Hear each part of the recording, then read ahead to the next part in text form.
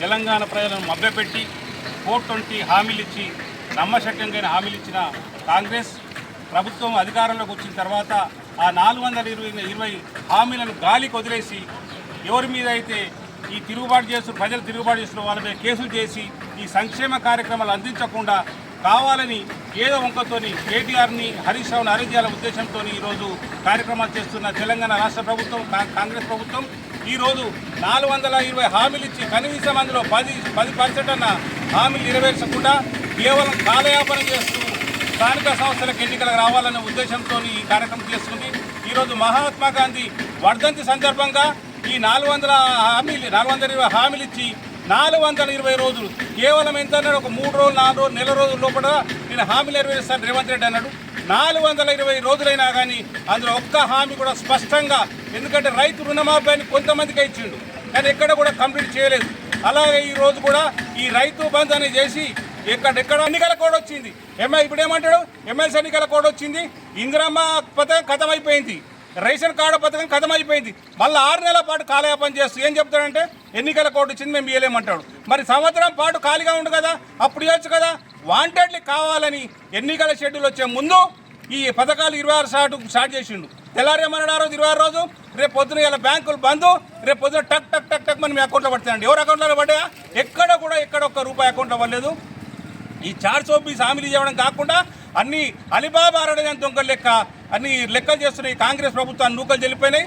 రాబోయే స్థానిక సంస్థల ఎన్నికల్లో ఈ రంగాపల్లి, మన మండలంలో రంగాపల్లి తిరుగుబాటు, ఇంతమంది కార్యకర్తలు రావడం అంటే నిజంగా చెప్పాలంటే గౌరవం రంగాపల్లి నిజంగా తిరుగుబాటుకు నాంది. మన మండలంలో ఈ మండలంలో ఒక్క ఎంపీటీసీ కానీ సర్పంచ్ కానీ జడ్పీటీసీ కానీ గెలిచే అవకాశం కాంగ్రెస్ లేదు.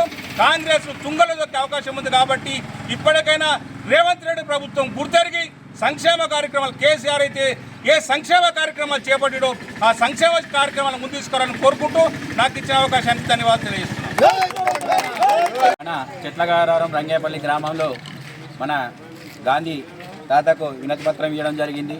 ఎందుకంటే ప్రభుత్వం గెలిచి 420 రోజులు గడుస్తున్నా కానీ ఏ ఒక్క హామీ గిట నెరవేర్చలేకుండా పోయింది. ఎందుకంటే పింఛన్దారులకు 4,000 రూపాయలు ఇస్తానని చెప్పి ఆ ముసలోళ్ళ గిట మోసం చేసింది, అదే మహిళలను మోసం చేసింది, ఆ పిరి బస్ అని పెట్టి చాలామందిని మోసం చేసి ఈరోజు గద్దె ఎక్కింది. 6 గ్యారంటీలని చెప్పి ఒక్క హామీ గిట నెరవేర్చలేకపోయింది. ఉన్నటువంటి ఇప్పుడు భూమి ఉన్న వాళ్ళకు పైసలు పడతాయని చెప్పారు కానీ ఇప్పటి వరకు గిట ఒక్క రూపాయి గిట పడలేదు. అదే రాత్రి 1 గంటకు ఆఫీసులు బంద్ అవుతాయి కానీ 1 గంటకు పైసలు పడతాయని చెప్పిండు. ఎవరన్నా ఉన్నారంటే మన రాష్ట్రం కాదు మన దేశంలోనే ఉన్నాడంటే రేవంత్ రెడ్డి తప్ప. ఇట్లాంటి మాయ మాటలు చెప్పి గద్దెనెక్కిన తర్వాత ప్రజలను మోసం చేసిండు తప్ప మన దేశంలోనే మన తెలంగాణ రాష్ట్రం చరిత్రగా నిలిచిపోయే వ్యక్తి ఉన్నాడంటే ఇదే రేవంత్ రెడ్డి అని అందరూ అనుకుంటారు. ఇంత మోసపూరితమైన మాటలు చెప్తాడని ఎవరికిట కలలు గిట కనలేదు.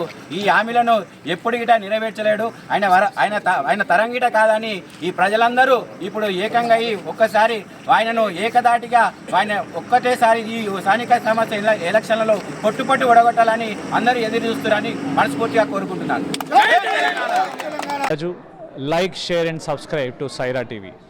ఓ సైరా.